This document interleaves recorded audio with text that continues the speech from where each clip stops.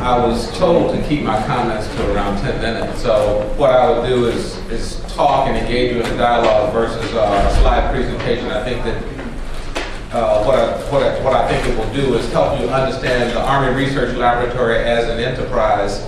And I would hope that as I talk about things, you think about your organization or your department if you're a university faculty person, and try to see what role you play or how you can contribute to our mission. The Army Research Laboratory is a relatively young entity. It was established in 1992 by a base realignment and closure activity that happened, closing elements at Watertown, Massachusetts, and some other things carried out in laboratories.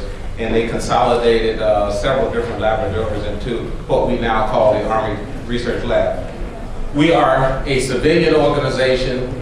The leader, the director, is an aerospace engineer.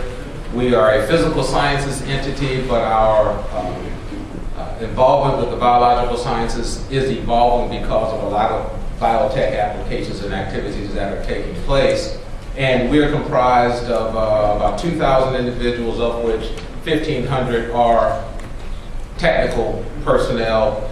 And we're about one-third distributed between bachelor's level, master's level, and PhD. So 2/3 of our workforce have advanced degrees. So we're a highly technical workforce.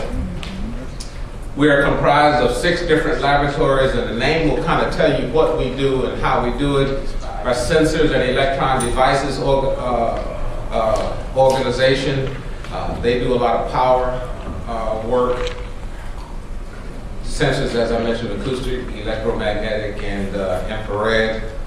They also have a biotech component that we are trying to mimic nature. You know, there's been a significant amount of evolution over time in terms of, so we're trying to use biologically inspired systems in a lot of our sensor technologies, whether we mimic the behavior of grasshoppers or dragonflies and other things, so that they become minimally detected in harmful environments.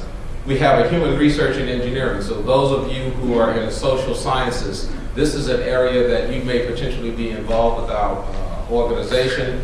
We do a lot of cognitive and behavioral science work there because training of soldiers is critically important to us now, because soldiers are being asked, young people, 18, 19, 20 years of age, are being asked to do some very perform complicated tasks in very stressful environments. And so some of the things that we are doing through some of these studies with the help of academia are helping us prepare the soldiers to meet the needs of the job so they fulfill their mission requirements. The only non-technical entity that we have in the Army Research Lab, non-research entity, is our survivability and lethality analysis organization. Their responsibility is to look at systems, platforms that have been developed to make sure that they meet the requirements. So a lot of that is involving looking at intrusion, the threat as it relates to cyber threats on systems, communication systems, particularly with all of the platforms, whether it's a tank, a helicopter, whether it's a soldier communications on the ground.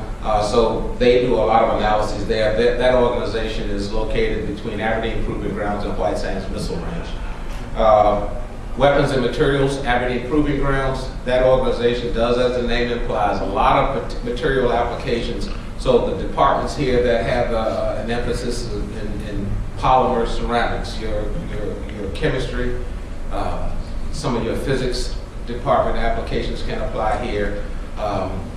Nanoscience, nanomaterials are really important to us in the standpoint that we use it in uniforms, body armor, body protection. So the name. Also propulsion. Bullets, little bullets, big bullets, there are energetics associated with those. Modeling and simulation is a big part of what we do in that particular organization, because it's more efficient and effective for us to do it using computer modeling and simulation to evaluate systems rather than build big experimental facilities to test materials and that. We have a vehicle technology director that's currently located with NASA at Glenn in Ohio and Langley in Virginia. That will be moving to Maryland the next year or so at Aberdeen Proving Grounds. Robotics program, ground vehicles, aerial vehicles, unmanned aerial vehicles, ground unmanned vehicles.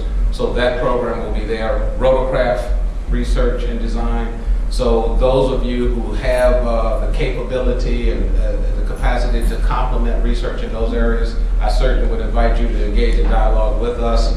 And the last organization is our Computational Information Sciences Directorate and the network science. Social network is becoming a huge challenge for us, and so those of you engaged in that kind of research as well as work is extremely important that we understand that. High performance computing, network science, all of those play a big role in who we are.